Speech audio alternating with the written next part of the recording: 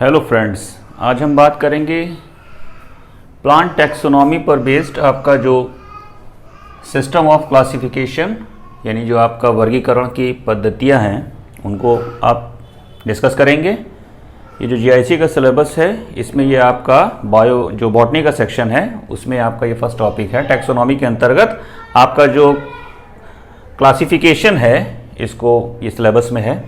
तो इसमें अगर आप देखते हैं जो प्लांट टैक्सोनॉमी यानी जो पादप वर्गीकी है, तो जो टैक्सोनॉमी वर्ड है सबसे पहले आपका यूज्ड किया था वर्ड जो टैक्सोनॉमी है वर्गीकी शब्द, ये आपका एपी कैंडोल ने यूज करा था। तो इसको आप याद रखेंगे, एपी कैंडोल ने सबसे पहले आपका टैक्सोनॉमी जो वर्ड है वो यूज करा था। अब बात करते हैं सिस्टम ऑफ क्लासिफिकेशन यानी वर्गीकरण की पद्धतियां। जो क्लासिफिकेशन का सिस्टम है वो बेसिकली 3 टाइप्स का है। आर्टिफिशियल सिस्टम ऑफ क्लासिफिकेशन यानी जिसको हम कृत्रिम पद्धति कहते हैं। सेकंड है आपका नेचुरल सिस्टम ऑफ क्लासिफिकेशन जिसे हम प्राकृतिक पद्धति कहते हैं। थर्ड है आपका फाइलोजेनेटिक रिलेशनशिप यानी फाइलोजेनेटिक सिस्टम ऑफ क्लासिफिकेशन जिसको हम जाति वृत्ति पद्धति कहते हैं। और फर्स्ट बात करते हैं आपका आर्टिफिशियल सिस्टम ऑफ क्लासिफिकेशन यानी जो कृत्रिम पद्धति है। इसमें हम आपका सिंगल कैरेक्टर या कुछ सम कैरेक्टर्स यानी एक लक्षण या कुछ लक्षणों के आधार पर क्लासिफिकेशन करते हैं। एक्सटर्नल कैरेक्टर्स इसमें लेते हैं और उसके आधार पर आपका आर्टिफिशियल सिस्टम ऑफ क्लासिफिकेशन करते हैं। नेचुरल सिस्टम क्लासिफिकेशन में हम ग्रुप ऑफ कैरेक्टर्स को देखते हैं, जो भी कैरेक्टर्स हमें दिखाई देते हैं उन सभी को लेकर के आर्टिफिशियल सिस्टम क्लासिफिकेशन करते हैं। फाइलोजेनेटिक सिस्टम जो आपका है वो हेरिडिटी रिलेशनशिप के अकॉर्डिंग या जो भी उनका डेवलपमेंट है उद्विकास जो है उसके अकॉर्डिंग आपका फाइलोजेनेटिक सिस्टम ऑफ क्लासिफिकेशन किया जाता है। तो पहले बात करते हैं आर्टिफिशियल सिस्टम ऑफ क्लासिफिकेशन की। तो आर्टिफिशियल सिस्टम ऑफ क्लासिफिकेशन जो है ये आपका सबसे पहले दिया था, फर्स्टली आर्टिफिशियल सिस्टम प्रपोज किया था थियोफ्रेस्टस ने। थियोफ्रेस्टस ने इसको प्रपोज किया था। तो थियोफ्रेस्टस को हम बोलते हैं आपका फादर ऑफ, इन्हें फादर ऑफ बॉटनी भी बोलते हैं। आर्टिफिशियल सिस्टम जो आपका फर्स्टली जो प्रपोज किया था वो थियोफ्रेस्टस ने किया था। किसमें? इन्होंने आप इसका डिटेल दिया था हिस्टोरिया प्लांटेरम, इसको याद रखेंगे। हिस्टोरिया प्लांटेरम में जो आपका फर्स्ट आपका आर्टिफिशियल सिस्टम क्लासिफिकेशन था वो थियोफ्रेस्टस ने दिया था और इसका डिटेल जो था वो हिस्टोरिया प्लांटेरम में दिया गया था। उसके बाद जो फर्दर मतलब इन्होंने जो आपका आर्टिफिशियल सिस्टम क्लासिफिकेशन दिया था इसके अकॉर्डिंग इन्होंने जो प्लांट्स को डिवाइड करा था वो कुछ ग्रुप्स में डिवाइड करा था।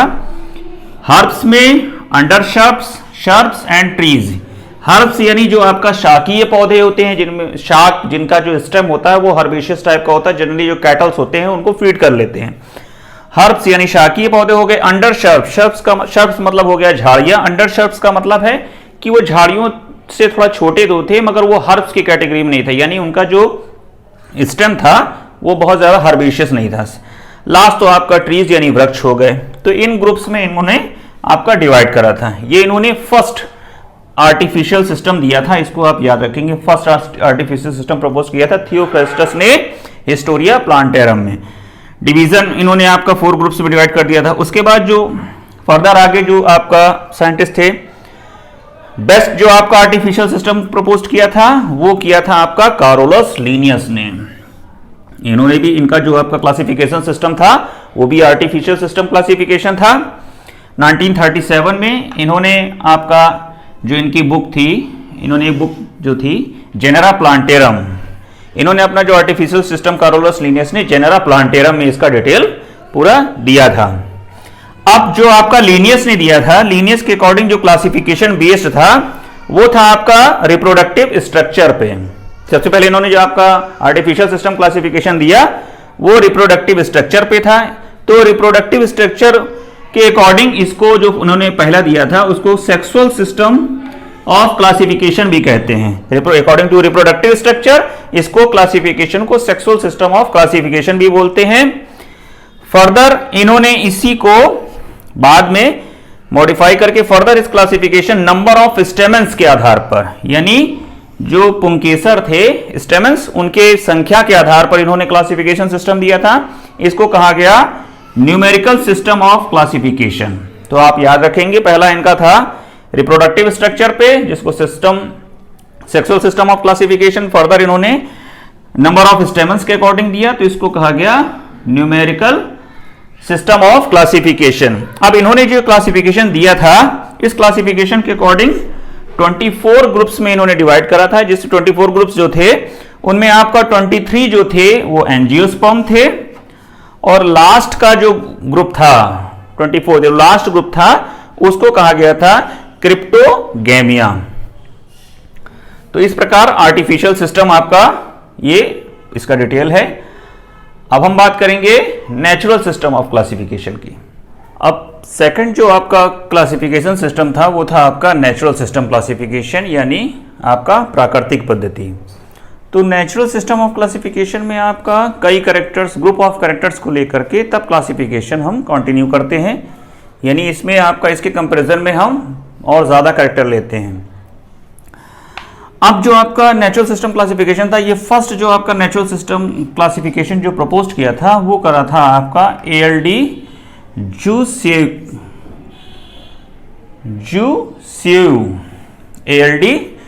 जुसेव ने आपका ये आप 1789 में ये आपका जेनरा प्लांटेरम में इसका डिटेल दिया था नेचुरल सिस्टम क्लासिफिकेशन। तो फर्स्ट आपका दिया था ALD जुसेव ने। अब इसके बाद इन्होंने जो क्लासिफिकेशन दिया था उसके अकॉर्डिंग जो नेचुरल सिस्टम क्लासिफिकेशन था, तो नेचुरल सिस्टम क्लासिफिकेशन के अकॉर्डिंग इन्होंने जो डिवाइड करा था वो करा था आपका मोनोकोटिलेडन्स, एकॉटिलेडन्स और डाइकोटिलेडन्स, यानी एक बीजपत्री, अनावृत बीजी और द्विबीजपत्री में। इन्होंने मोनोकोटिलेडन्स और डाइकोटिलेडन्स के बीच में आपका एक एकॉटिलेडन्स भी ऐड कर दिया था। इसके बाद जो बेस्ट आपका नेचुरल क्लासिफिकेशन दिया था, बेस्ट आपका नेचुरल सिस्टम जो क्लासिफिकेशन प्रपोज किया था वो करा था आपका बेंथम एंड हुकर ने। ये बहुत क्वेश्चन पूछा जाता है कि बेंथम एंड हुकर का जो क्लासिफिकेशन सिस्टम था वो किस टाइप का था, नेचुरल था, आर्टिफिशियल था। तो इसलिए आपका था नेचुरल सिस्टम ऑफ क्लासिफिकेशन था बेंथम एंड हुकर का, और इसका इन्होंने डिटेल दिया था जेनरा प्लांटेरम में। तो इसमें जो आपके की फर्स्ट क्लासिफिकेशन किसने दिया था, बेस्ट क्लासिफिकेशन, और किसका क्लासिफिकेशन किस कैटेगरी में है, आर्टिफिशियल है, नेचुरल है, तो लीनियस का है, तो किस टाइप का क्लासिफिकेशन है, ये आपको याद रखना होगा। कॉम्पिटिटिव एग्जाम में इसी को आपका थोड़ा सा ट्विस्ट करके पूछते हैं।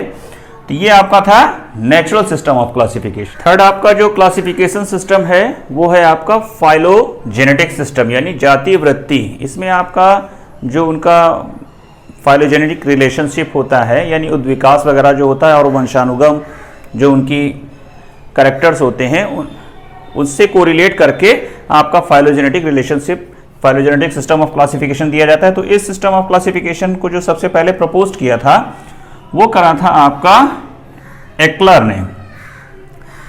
एक्लर जो थे इनकी एक फेमस बुक थी आपका ब्लूथ एंड डायग्रामी।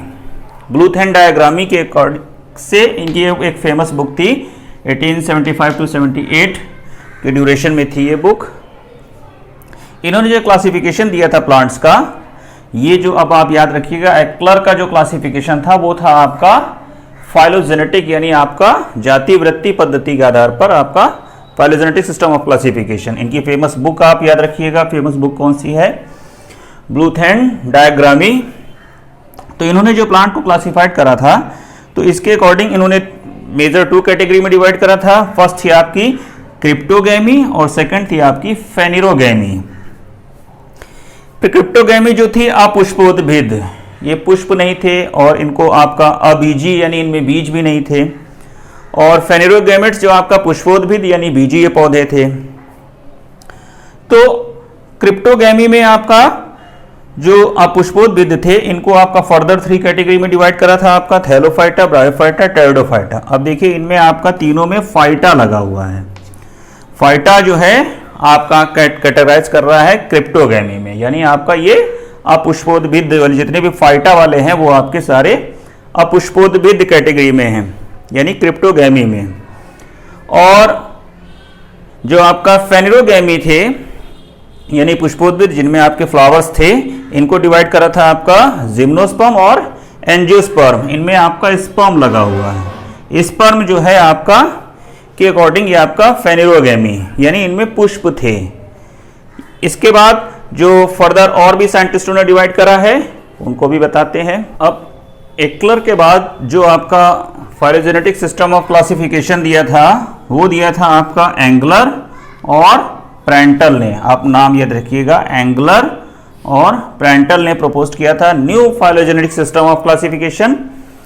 तो इन्होंने अपनी जो एक बुक थी डाई नेचर लाइकेन फ्लेंजिन फैमिलियन, अपनी इस बुक में डिटेल दिया था आपका एंगलर और प्रेंटल ने, जो आपका new phylogenetic system of classification दिया था अपनी बुक डाई नेचर लाइकेन फ्लेंजिन फैमिलियन। नेक्स्ट जो आपका दिया था क्लासिफिकेशन वो दिया था जॉन हचिंसन ने अपनी book families of flooring plants. इनकी हचिंसन की ये बुक आप याद रखिएगा, ऑब्जेक्टिव में पूछी जा सकती है, फैमिलीज ऑफ फ्लोरिंग प्लांट्स। तो जॉन हचिंसन ने अपना जो क्लासिफिकेशन दिया था फाइलोजेनेटिक सिस्टम पे, इसके अकॉर्डिंग जो एंजियोस्पर्मी है इनको 2 ग्रुप्स में डिवाइड करा था, डाइकोटिलेडन्स एंड मोनोकोटिलेडन्स। डाइकोटिलेडन्स को फर्दर आपका 2 ग्रुप्स में डिवाइड करा था, लिग्नोसेई एंड हर्बेसिएई। लिग्नोसेई जो थे आपके ये वुडी नेचर थे, काष्ठीय प्रकार का, इनके जो स्टेम थे वो वुडी टाइप के थे। हर्बेसिएई जो थे वो आपके हर्बेशियस टाइप के थे, शाकीय जैसे। और मोनोकोटिलेडन्स इसमें आपका 3 ग्रुप्स में डिवाइड करा था, कैलिसिफेरेई, कोरोलिफेरेई और ग्लूमीफ्लोरेई, 3 ग्रुप्स में डिवाइड करा था। तो ये था आपका जॉन हचिंसन का जो डिवीजन था। तो ये आपका टोटल जो है आपका सिस्टम ऑफ क्लासिफिकेशन है। इस पर बेस्ड जो भी आपके एमसीक्यूज हैं वो आपके नेक्स्ट वीडियो में प्रोवाइड कर दिए जाएंगे। Thank you.